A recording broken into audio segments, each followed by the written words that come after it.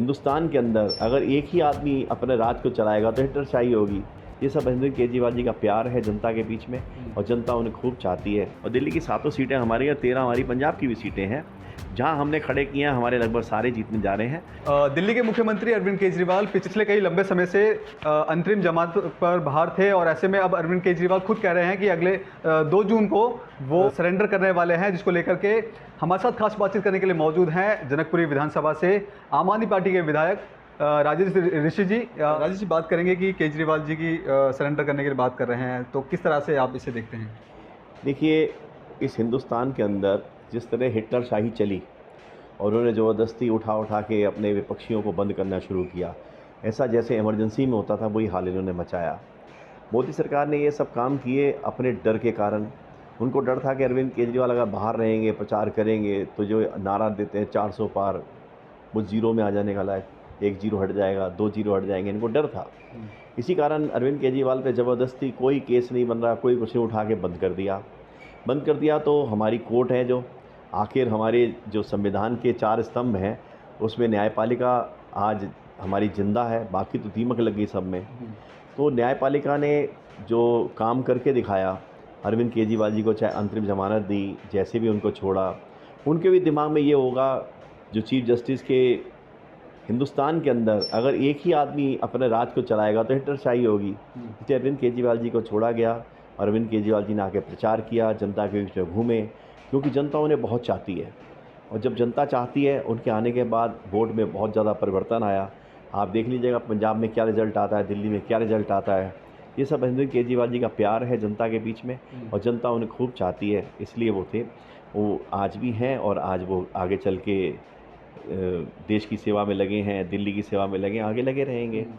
जैसा आपने कहा कि सरेंडर करने जा रहे हैं, सरेंडर तो देखो जैसे कोर्ट का सम्मान करते हुए, जैसे उन्होंने कोर्ट ने हमें टाइम दिया, अरविंद जी को टाइम दिया, तो उस हिसाब से वो जाएंगे और इस्तीफ़ा नहीं देंगे। क्योंकि हम सब विधायकों ने कहा है कि जब हमारे संविधान में कहीं लिखा ही नहीं है कि आप जेल से नहीं चला सकते सरकार, ऐसा कुछ नहीं है, तो जेल से सरकार चलाइए, हम सब बैठे हैं आपके साथ में। सर, अरविंद केजरीवाल जी जब जेल में थे तो इस तरह के आरोप लगा रहे थे कि उनको जेल में प्रताड़ित किया जाता है। उनका ब्लड प्रेशर का और डायबिटीज़ है, तो इस तरह की उनको दवाइयाँ उस समय पर नहीं दी जा रही थी, इस तरह से। देखिए, आप तो जानते हैं हमारे गृह मंत्री कैसे हैं, सारा देश जानता है कि उनको तड़ी पार कर दिया गया, क्रिमिनल रिकॉर्ड है उनका। तो उसी तरीके का बिहेव जो अपने राजनीतिक लोगों के साथ कर रहे हैं, अरविंद जी के साथ भी हो रहा होगा, क्योंकि जेल है, जेल के अंदर इनकी चलती है। इन्होंने क्या किया है कि अरविंद केजरीवाल जी को एक छोटा सा कमरा है जिसके अंदर वो रहते हैं, उसके चारों तरफ कैमरे लगा रखे हैं और उस कैमरे की मॉनिटरिंग जो है जेलर के पास है, वहाँ पे जो हेड है उनके पास है, और तो और गृह मंत्रालय तक उसकी मॉनिटरिंग होती है वहाँ से कि कौन आ रहा है, कौन जा रहा है, क्या कर रहे हैं, सब कुछ इनकी मॉनिटरिंग कर रहे हैं। और ये बात वो जो कह रहे हैं वो बिल्कुल सत्य होगी कि उनको दवाइयाँ नहीं दी जा रही टाइम पे, कोई उनको परेशान किया जा रहा है, मेन बात ये है। सर, आपका जो विपक्ष है वो लगातार ये भी आरोप लगा रहे हैं कि अगर अरविंद केजरीवाल बीमार चल रहे हैं, इस तरह की परेशानी है, तो चुनाव में प्रचार प्रसार में क्यों लगे हुए हैं? तुमको आराम करना चाहिए था। देखिए, देश के लिए वो अपनी जान देने को तैयार है।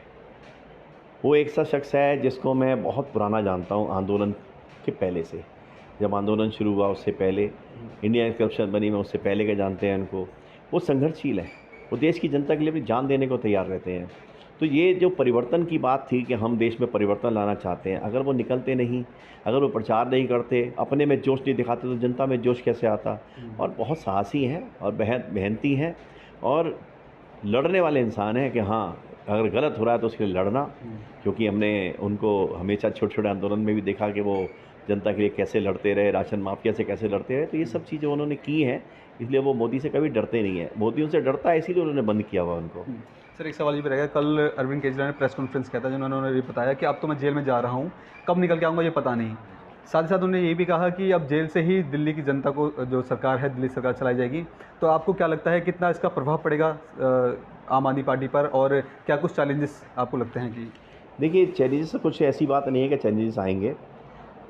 देश में सरकारें पहले भी जेल से चली हैं। आपको याद होगा नरसिम्हा राव जी के टाइम में इन्होंने एक सीआरपीएफ का कैंप था शायद, उसको जेल बनाया था, उसके अंदर से जेल चलाई थी, जेल में से सरकार चलाई थी और वहीं से बैठ के सरकार का सारा नियंत्रण हुआ। और तो और आपको पता होगा सुब्रतो राय जो हमारे सहारा इंडिया के थे, उनका ऑफिस इसके अंदर से चलता था, ऑफिस का स्टाफ बैठता था अंदर। जब प्राइवेट कंपनी वहाँ से चला सकते हैं।